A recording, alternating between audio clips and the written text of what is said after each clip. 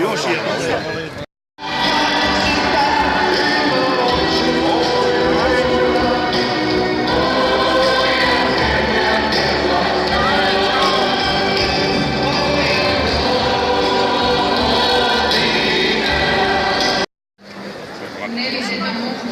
No da, ovo nije prosjed, ovo je govorancija. Pošteno živjeti od svoga rada.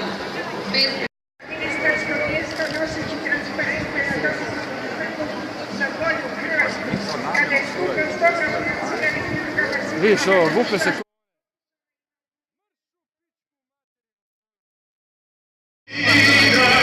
I